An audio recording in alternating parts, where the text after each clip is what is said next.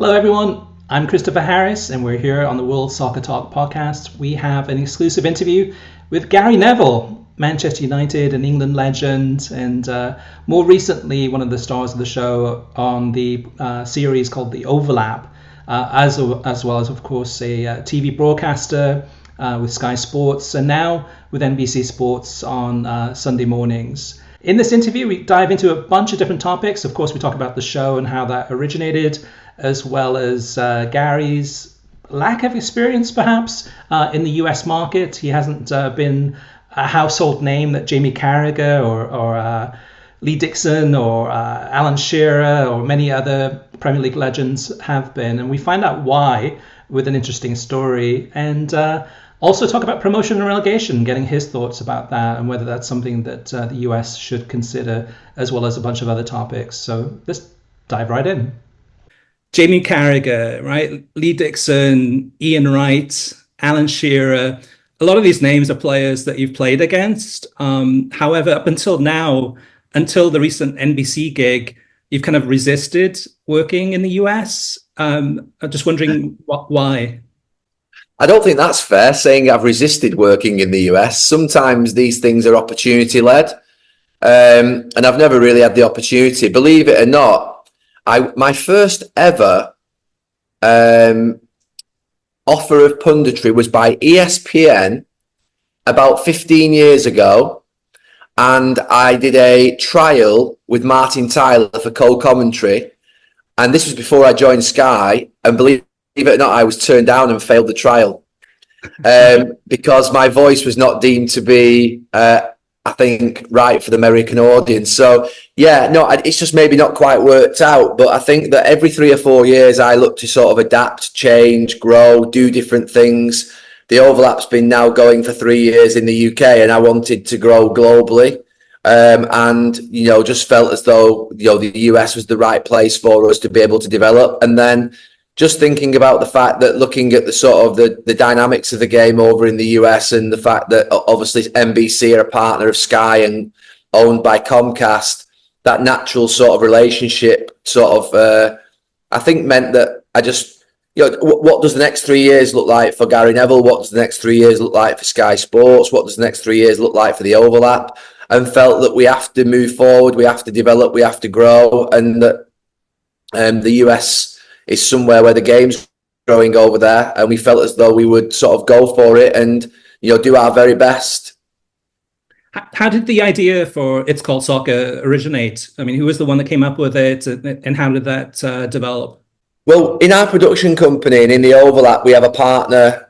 We have 2 or 3 of our senior team who are based in the US, in New York, one in New York, one in LA.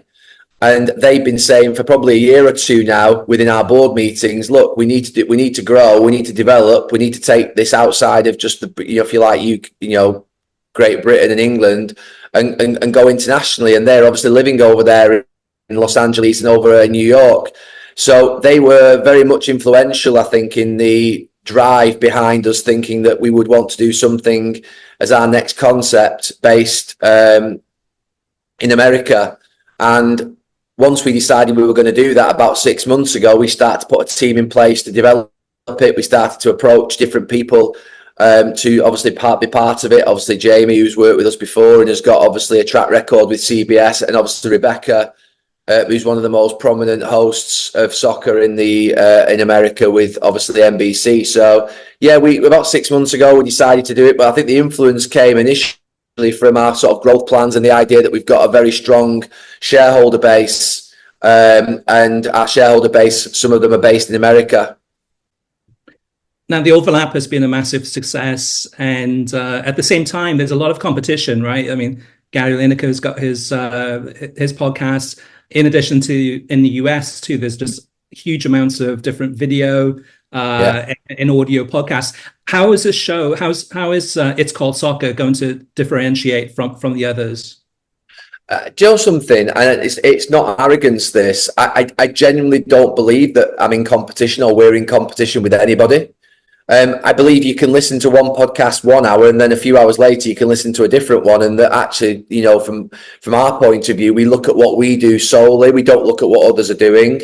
We accept that there are lots of different podcasts on football globally, and that there are lots of great podcasts globally, but I don't see any of them as competitors. I see them as being sort of like, I've got hotels in Manchester. We need more than one hotel. It can't just be my hotel. There's got to be another number of hotels to cope with the visitors and the demand. So for me, this one, in terms of differentiating itself, I just think that what we do is really important, and concentrating on getting good guests, getting good conversation going between myself, Rebecca, myself, and Jamie. We've got Christina Uncle, who is a prominent referee, US based. Worked with her in the World Cup. So I worked with her in the Euros for ITV. So she will come on as a guest contributor every week around the sort of, if you like, refereeing side of the game. We'll maybe go into a little bit more detail around sort of a tactical play each week, or maybe stick to football. Very much deals with the sort of main topics of the week. The main interviews that I do over here are more conversational about the player's career. What I think we'll do with It's Called Soccer is obviously mainly have our guests based from a US perspective, or they've got a US Premier League experience. But I think bringing the refereeing side into it, bringing more tactical elements into it, talking a little bit in more detail about how certain sides play, which is, we don't go into the detail of tactics from time to time on Stick to Football. So we will create a different concept. It will be a different narrative. But I think the main thing is just having people who are passionate about football, who speak with passion and with knowledge. And that's what I think over the last few years in the overlap, we've done pretty well in the UK, and I hope that the US audience can feel the same. Now, Rebecca Lowe and Christina Uncle, two of the best in the business. But they're both based in the US, and then yourself and Jamie, of course, based in the UK. Yeah. Is the show going to be recorded in the UK or in the US? And if it is in the UK, is it Zoom for Rebecca and Christina? Yeah, it'll be hybrid. So basically, it's pretty obvious that we have commitments over here in the UK, and that Rebecca and Christina have commitments over in the US. So wherever possible, we'll be over there. I don't believe that you can grow any concept or any business or any venture without actually committing. So I'm over in New York recording for the overlap on Friday. We recorded 2 or 3 episodes last week. We're recording again on the 4th of October, me and Rebecca, in New York. Jamie's going over to Chicago and Miami, I think, not long after that in October, and he's going to do some recording in Chicago and Miami. So when one of us is in the US, or when we're in the US with Rebecca, we will record episodes in the US, and we will do that. However, on a week-to-week basis in between that, we will be basically on some type of remote technology platform to basically do it remotely, and Rebecca will dial in, we will dial in from our homes. We've built studios in our homes essentially to be able to do this. I've not been the greatest advocate of remote recording, because I do like to feel an interview and be with someone, but accept that obviously that we can't always be in the US, and that Rebecca and Christina can't always be in the UK, so we need to have a hybrid approach. And that's one of the things about the overlap that we love so much, is kind of that intimate experience, kind of very casual, sitting around a table discussing, and it feels a little bit less serious, like kind of less Sky Sports or NBC Sports. It's just, several professionals sitting around the table. Now, yeah. And the debut episode is going to debut on September 18th on that Wednesday. But as far as topics go, so you mentioned the Premier League, of course, and that's, the most popular league in the US on television. What about Major League Soccer? What about the US men's team? What about USL? What types of other topics are there plans to kind of cover from a US perspective? The first episode is concentrated solely, mainly on the US men's team, because we've got the interview with Maurizio Pochettino, and then me, Jamie Carragher, Tim Howard, all contribute to the conversation around that appointment. So our first episode, which releases, is going to be centered around the US men's team. We'd hope to get my brother on at some point, or we get Wayne Rooney on at some point, but what then we would be talking about is coaching and managing in the MLS, and we'd focus on the MLS and how sort of the MLS is going, and sort of then other weeks we may get an American soccer player who's playing maybe in the Premier League, and we talk about the Premier League, but we'd also talk about the American national team. We'd also talk about refereeing with Christina on a regular basis. We'd also definitely like to make sure we touch on the US women's team, and we've got plans to try and, if we can, speak to Emma at the earliest opportunity, understanding that she's very busy. So I think what we want to do is make sure that we want to concentrate on the Premier League, because that's what we do over here, and the Premier League is loved in America as well. But we will definitely be talking about the US national team when the time's right, or the MLS or the US women's national team. There's no doubt about that, and sort of always have that sort of, if you like, that I'm actually very passionate about speaking about things that I'm passionate about. So when we go to do a production, whether it's Stick to Football or whether it's a main interview, you're almost following your nose a little bit about where the conversation goes. And even on Stick to Football, we can start off on a topic. I mean, last week we did Stick to Football, and we were never going to even speak about Trent Alexander-Arnold and midfield and where that ended up. And we ended up speaking for 25 minutes on something that we'd not even planned. I'm a great believer in allowing the conversation to develop and flow and sort of segue into different paths that we don't expect. It's what I passionately believe in, and why I set up the Overlap, that it's conversation led. It's about subjects that are passion. I'm not as interested in how a program is introduced or how it's how a program's production values are important in terms of filming, but for me the most important thing is that there is passion amongst the people who are speaking about the subject. And that always means that, it's the idea of having you sort of 4 or 5 mates in a pub after a game discussing the team selection or the goal or the referee's decision, and doing it with great sort of intensity. That's how I believe football should be discussed. So for me, we will follow our nose on that, and subjects that we're passionate about. We did a refereeing episode with Christina, and you think about the topics, but you can get bogged down on one thing for 10, 15 minutes because you just feel so intensely about it, and others debate it. You don't know where that touch point's going to be. And I feel that's something that we're not very rigid at the Overlap. We let the conversation flow from the subjects of people who are speaking passionately about it.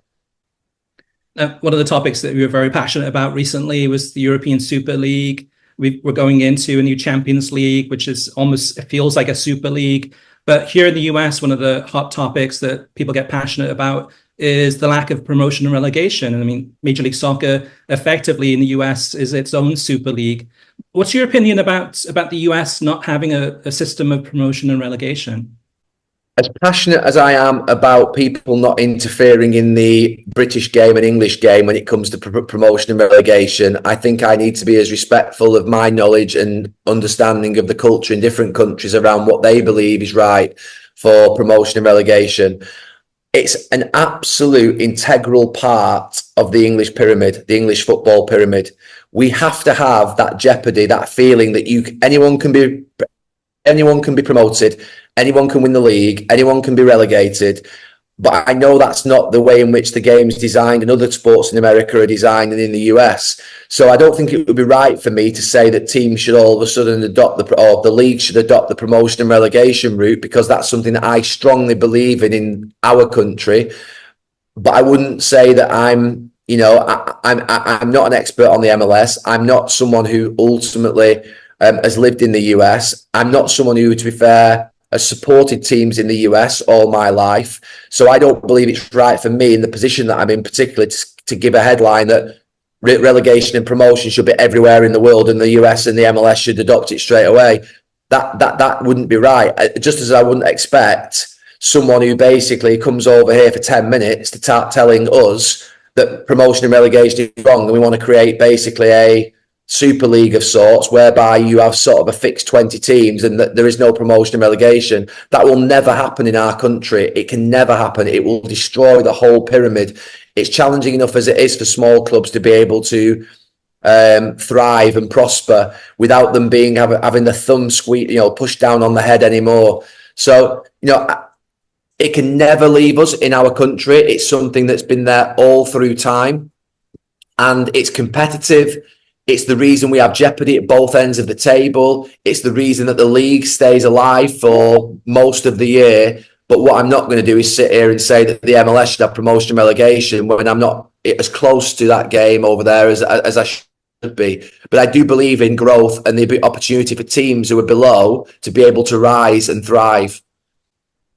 Yeah, and it's a system that actually promotion and relegation is worldwide, except for the US and Mexico. There's only two places in the world that don't have it. I feel it's holding the game back a bit here in the States, where there's opportunities for it to grow. But then on the other hand, like for your brother Phil Neville, right? It's guaranteed he's never going to get relegated with his Portland Timbers. If he finishes last in the table, he'll get the first round draft pick. So there's no sense of kind of that. That kind of risk.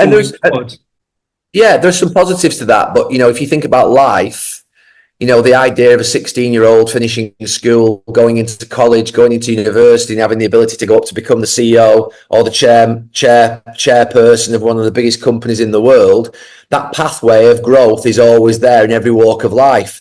That idea of not being successful and being successful and having, to be fair, demotion and promotion is there in all other aspects of life.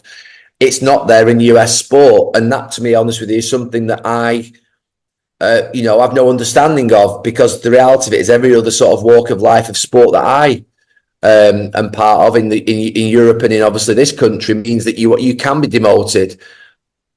But I don't think it's for me to start telling US sport that's very successful in how it works and how it operates and how it functions with the amount of vast following that it has. I don't think it's for me to start designing US sport. That's not. I don't think that would be right. I genuinely don't think that it's my position to do that. Yeah, it might be a good topic for a future episode of It's Called Soccer. But Gary, would you like to add about the show? No, I think that I always say that to be honest with you, the success of a show that we've done is always going to be measured by the people, by the fans, by the people who listen to it. And we're very, very conscious of the sentiment of our fans and the people in our community who watch the Overlap. They are the most important people, and I think we'll carry on doing this as long as they love it. We've loved doing it for the last 3 years. I set this up 3 years ago just to start having conversation with football players. Now we're in a position whereby, we're growing the channel, we want to grow different concepts, and we'd love the US soccer fan base to be able to love it as much as the UK fan base does over here. Excellent. Well, we're looking forward to it. It's Called Soccer debuts September 18th, and it's available on Spotify, YouTube, and all the places you can find different podcasts out there. So best of luck, Gary. Thank you very much. Thanks, Chris. Thanks. Bye.